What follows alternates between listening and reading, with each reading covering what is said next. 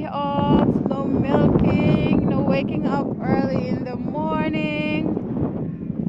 Full force in the farm because ate don't have class today.